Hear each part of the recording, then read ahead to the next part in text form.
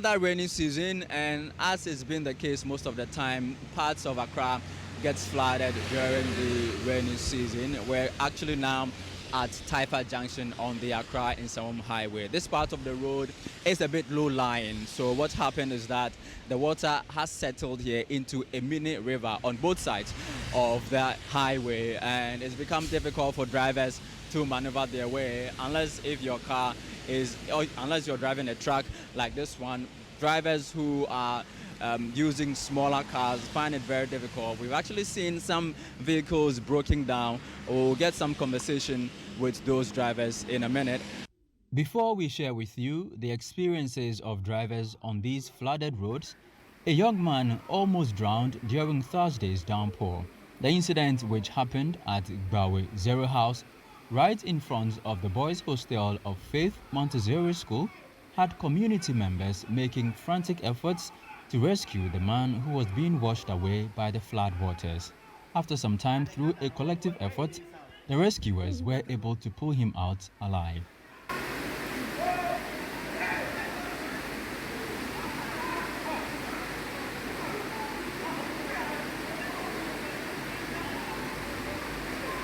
You know that I don't record sound.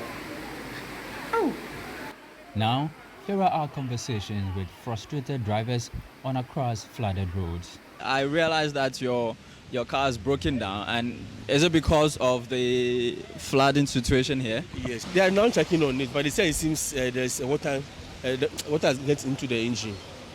It looks like it's a bad day this morning. Yeah. But it seems all the gutters are choked, so you can even see, and a lot of sand too. I don't know. I don't have much to say because this is my first time facing this. So yeah. So you are trying to tow the car away from it? Yes, we are towing it to the house. What about the towing? He said he's charging me 1,200. Yes, to Amasama. That's some unplanned expense this morning. Yes, I don't even have money, so I'm going to ask my dad if he can afford it or if he can help me. Because for now, I don't have any money. Because I took him to the hospital, we are going back to the house. So I have to get a taxi for him. So he has taken the lead. Your Acura has not been spared. No, but there's a problem with the road, and nobody is interested in fixing the problem. How do you have a high point here? This side is very low, and this side is high. Where does the rainwater go? And nobody complains. The big man come and then... The place, the flood level was about 2 feet. I thought we could go through, and then all of a sudden it got stuck. So, the water has gone into the engine, and we have to tow it. That's all. This towing truck driver who frequents the N6 says desilting the culverts is a sure way of curbing the flooding. You know, me best steady at the end of you know. You say the more time it have a faka a see normal frame, but me share you know. And the Grand Bridge in there wa hanam no, and we na see. It is ensure free a soro no mu eba ebedu hanuma. Say instead of ebe kono, and more sentine na attack one mo. It me little knowledge kakra me wono. The continued flooding of roads have become a worry for many. Some people have attributed the perennial flooding of major highways to defective road designs, but civil engineer Abdullahi Mahama disagrees. The area, as you can see, is like a trough. The existing terrain is low. So once you have a low-lying area with two sides being high, obviously that's the place that you're going to have the settlement of water. Ordinarily, when you are doing designs, you are supposed to ensure that wherever you have a collection of water, you create a channel to let the water move as fast as it can. Unfortunately, we are confronted with a lot of indiscipline from developers, which is being more or less overlooked by the assemblies. And once the assemblies are overlooking, recasting to the developers, they will continue to do their construction just to make their money and go at the expense of other Ghanaians who will be suffering because of some of this. The assembly is supposed to ensure that any physical development which is supposed to be constructed comes from the assembly. They are supposed to give a permit under the Land Use and Special Plan Act 2016. Any developer who wants to put up any building has to go to the assembly to at least show proof of drawings and other things. And then the same local government act also ensures that when you are going to put up a building in a flood-prone area, if it becomes necessary, you have to actually do a flood control measure that will now be okay that the assembly can approve for your construction because I've actually met all the criteria needed to actually put the building within the same vicinity. Once you decide not to do that, as for developers, some of them, they will not be like citizens. They will do their work and then move away. And we think that when you look at the same area, atop the vegetation has already been taken away by developers around the Brekusu stretch, Pokwase, Katapo area.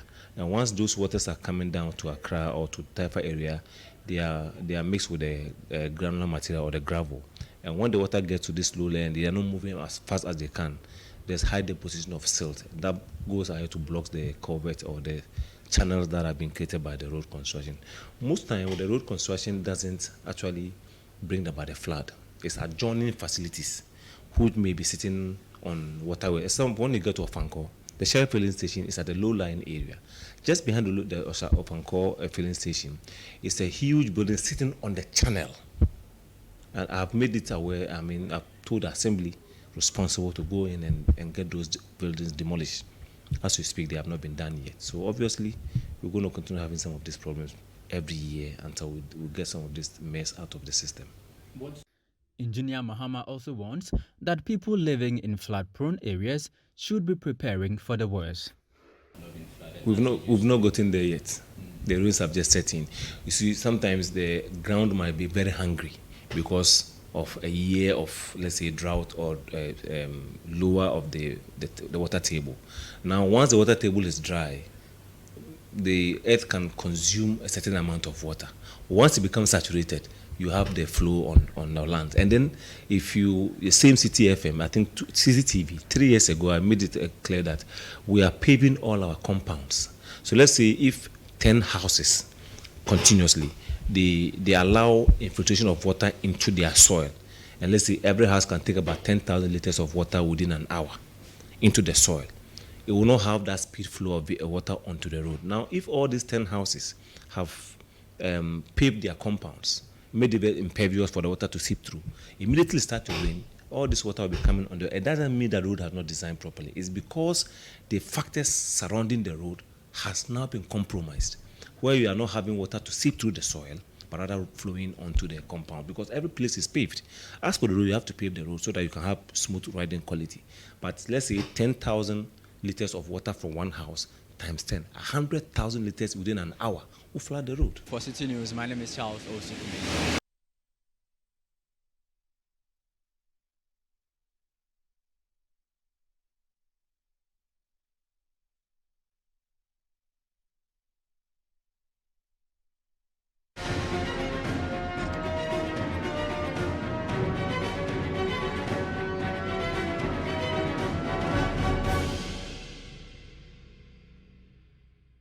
You're watching the Citi Newsroom here on Citi TV. Still to come. Ghana Institute of Architects calls for a review of some local government acts to make it mandatory for professionals to be included in the construction of buildings in the country following the collapse of 3 separate story buildings recently.